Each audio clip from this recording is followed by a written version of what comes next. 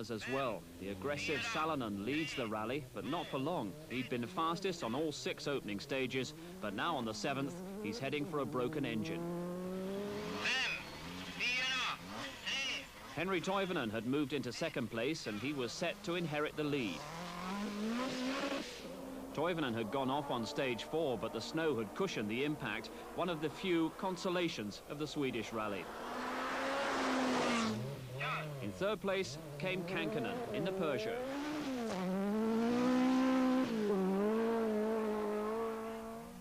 Stig Blomqvist was desperately hanging on to the leaders despite some handling problems in the RS200.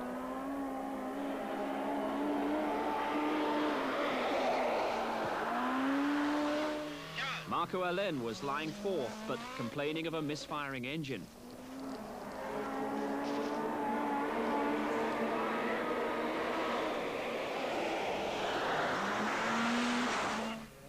Kalle Grundl was giving the 2nd RS200 a safe passage and a place in the top 5.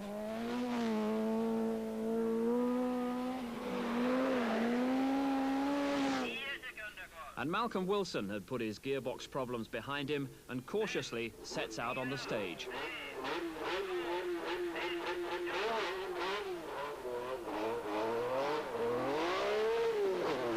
When the Metro was on song, Wilson was looking very impressive indeed, and that place in the top 3 was beckoning again.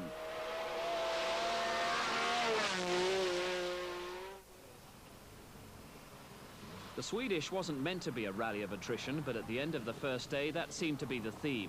Salonen out after his charging start, and the new leader, Henri Toivonen, was far from happy with the Lancia.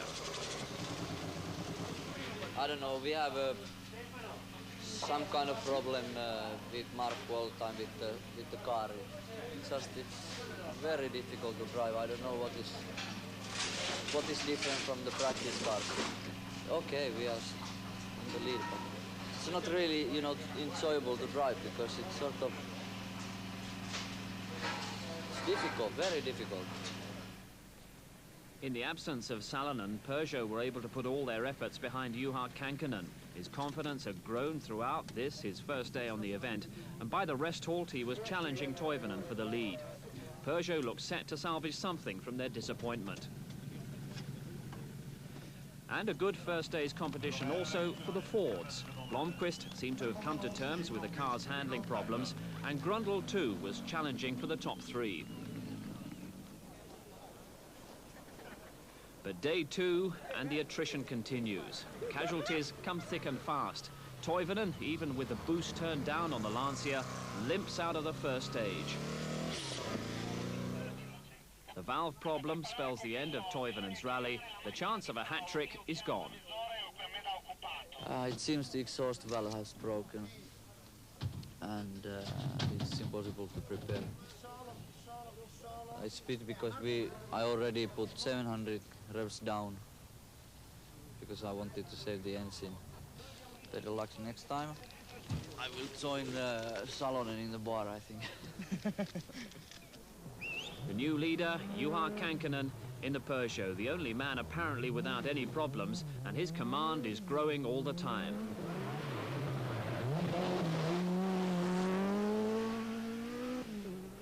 Slipping further back in 2nd place, Marco Alén, still troubled by mystery engine problems and seemingly unable to do anything about Kankkunen's growing lead.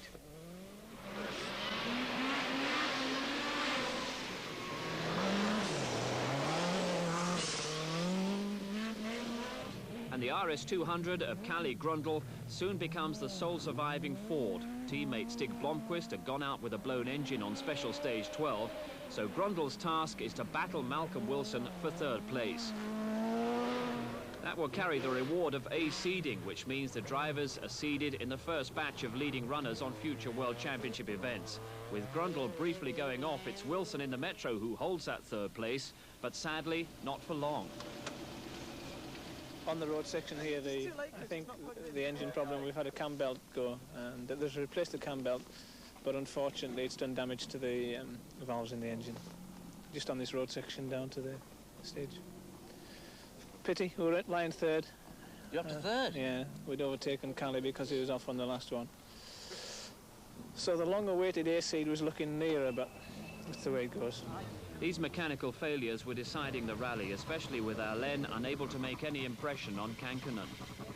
I not have power in top. Good talk, but no power in top. And some electric all the time. I don't know what happened. Chiedi a Marco, Sì. quanto vuoi benzina? Un momento. 30. Peugeot at last were breaking the dominance that the new Lancia had shown on the Monte Carlo and RAC. With cars averaging speeds of 70 miles an hour on surfaces it's almost impossible to stand on, the key is the studded snow tyres, like these used by Peugeot. And on special stage 17, the tyres become skates as the cars power across a frozen lake.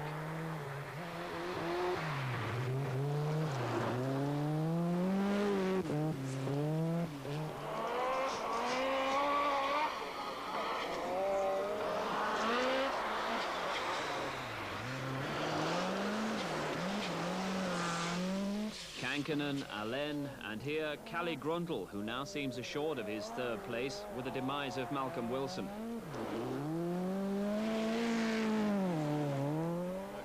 Behind these three, the battle for Group A honours was being won convincingly by Michael Eriksson in the Audi 90 Quattro.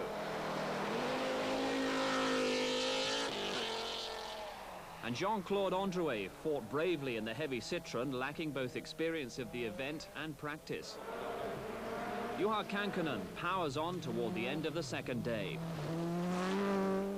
Alain follows rather than pursues. And Grundle is safe in third. And that position for Grundle makes it a pleasing debut for Fords. The early optimism about the car seems justified, despite the disappointment of losing Blomqvist so early. Yeah, it's a pity that Stig's engine were broken, but you see all the teams, they have one car out, and I think it depends on this year. It's so many equal cars, so we have to drive 100% every stage, and that takes hard for the material, and that's the problem. I think this year will be like that the whole every rally. But caution, rather than 100% driving, was the requirement on the final day. No mistakes, and Kankkunen would have a debut win. Alain wisely settles for the championship points instead of a victory challenge. And Grundle claims a third place to lift morale in the new Ford team. Fourth place and Group A honours for Michael Eriksson in the Audi 90 Quattro. And with so many top names going out, it's sixth place for the Citroën BX4TC of Jean-Claude Androuet.